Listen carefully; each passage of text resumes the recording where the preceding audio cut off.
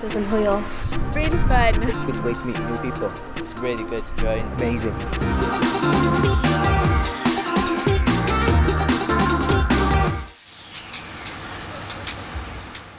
Croeso i'r Ymladdwyr Tân Ifanc. Grŵp weithgaredd i bobl yn eu harddegau rhwng 40 a 19 oed yw'r Ymladdwyr Tân Ifanc, sy'n digwydd ar nosweithiau'r wythnos. Mae pobl ifanc o fewn y grŵp yn dysgu technegau ymladd tân proffesiynol gan ymladdwyr tân proffesiynol. Caiff ymladd tannau, defnyddio peiriannau tân, adeiladu cronfeydd a defnyddio'r biben dan oll eu cwmpasu, yn ogystal â thechnegau diogelwch tân a gweithgareddau sefydlu timau. A thros gyfnod yr rhaglen 2 flwydd o hyd, bydd y bobl ifanc yn ennill gwobr lefel 2 BTEC mewn gwasanaethau tân ac achub yn y gymuned, gan roi cymhwyster defnyddiol cydnabyddedig iddynt ar gyfer y dyfodol. Felly mae'n llawer mwy na gwasgaru dŵr. Young firefighters is basically a course for young people like us to come here and learn the skills to become a firefighter. They started up to show you what the fire service do. Young firefighters is a course that helps you develop certain skills. It's basically a place where you can go to learn about all things to do in the fire service.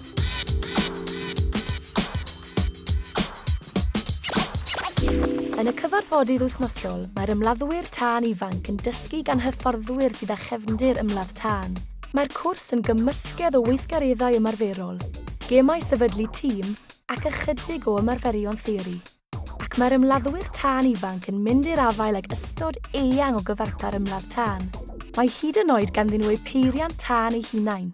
Mae'r dull cyflawn hwn yn dysgu'r sgiliau sydd eu hangen ar ymladdwyr tân proffesiynol i'r ymladdwyr tân ifanc, yn ogystal â gwellai sgiliau tîm a chyfathrebu hwy.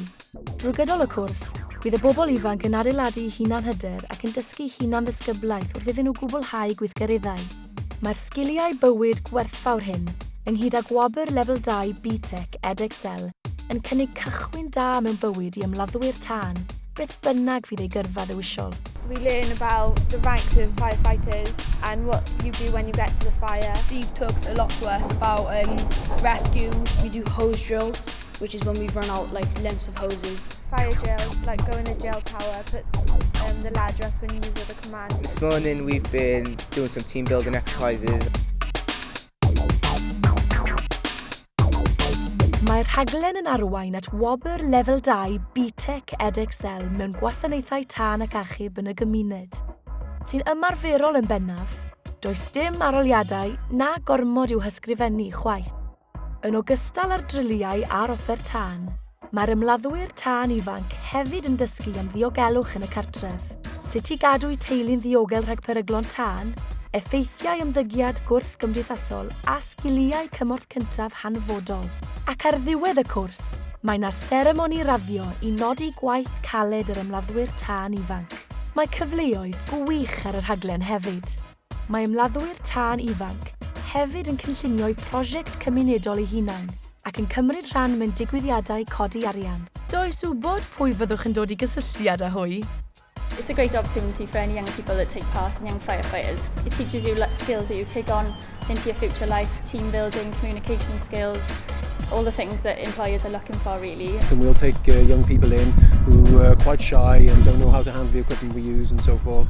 And within the 2 years they're very confident individuals. It makes you a more confident person and it's not just that, we have a lot of fun as well and make lots of friends, so I'd encourage anyone to sort of come along and take part.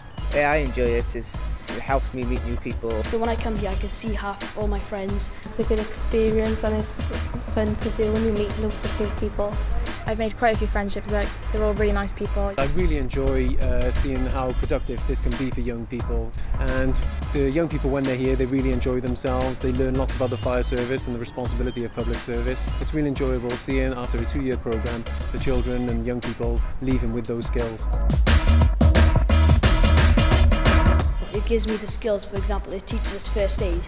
So if I want to become a doctor or anything like that, I have extra qualifications. I think it also prepares you and makes you more confident as a person. Communicating, I'm going to be more confident when I speak to people, and also it's a BTEC course, so I'll have 2 BTECs with me.